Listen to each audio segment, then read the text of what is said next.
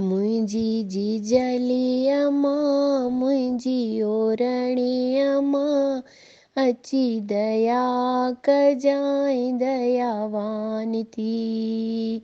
मुंहिंजी जीजली अम्मा मुंहिंजी ओरणी अम्मा अची दया कजांइ दयावान थी। अची महिर कजांइ महिरबान तूं। मां आयसि तुंहिंजे द्वार मुंहिंजा कजांइ बेड़ा पार। मुंहिंजी जीजली अम्मा मुंहिंजी ओरणी अम्मा अची दया कजांइ दयावान थी। अची महिर कजांइ महिरबान तूं। मां आयसि तुंहिंजे द्वार मुंहिंजा कजांइ बेड़ा पार।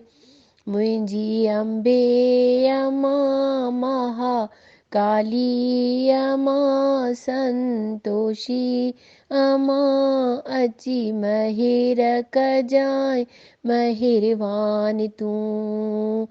अम्मा अची दया कजांइ दयावान तूं।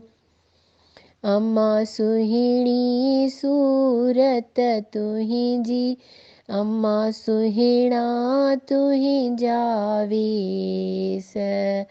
अम्मा कहिड़ा ॾिसी मां कहिड़ा ॾिसां तुंहिंजा रूप अनेक। ओ मुंहिंजी जीजली अम्मा मुंहिंजी ओरणी अम्मा अची दया कजांइ दयावान तूं। अची महिर कजांइ महिरबान तूं। अम्मा उथंदे वेहंदे खाईंदे पीअंदे जीजले तुंहिंजी ताते। अम्मा हरदम आश मिलण जी चाहे ॾींहुं हुजे चाहे राति। चाहे ॾींहुं हुजे चाहे राति।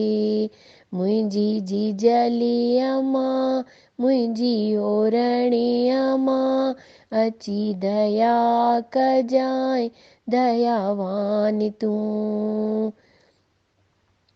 अम्मा साधू संत ऐं ज्ञानी ध्यानी तुंहिंजो ध्यानु धरने।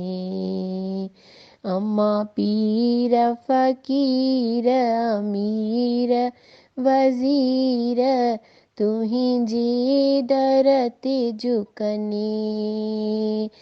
अम्मा पीर वज़ीर फ़क़ीर तुंहिंजे दर ते झुकनि। मुंहिंजी ओरणी अम्मा मुंहिंजी जीजली अम्मा अची दया कजांइ दयावान तूं। अम्मा मां दुखियारी दर्दन मारी कंहिंखे हाल ॿुधायां। अम्मा सभु सुख जात में साथी जीजले कंहिंखे हाल सुणायां। अम्मा मां दुखियारी दर्दन मारी कंहिंखे हाल ॿुधायां।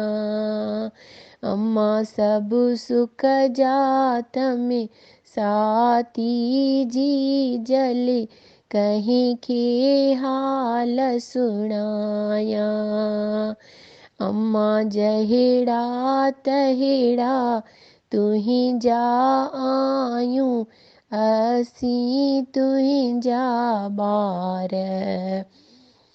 अम्मा तो ही ॾिना तूं बख़्शी जीजा ही गुलड़ा गुलजार, अम्मा ही गुलड़ा गुलजार। अम्मा हिन दुनिया में कोई न मुहिंजो संगिया साथी, अम्मा मतलब जो आ साज़ अम्मा मतलब जा बाती।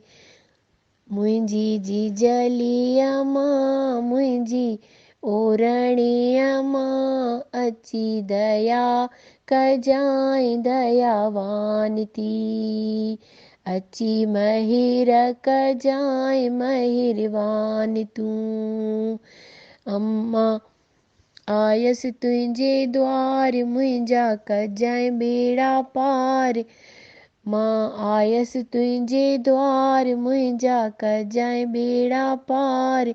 मुंहिंजी अम्बे अम्मा महाकाली अम्मा, संतोषी अम्मा, अची महिर कजांइ महिरबान तूं।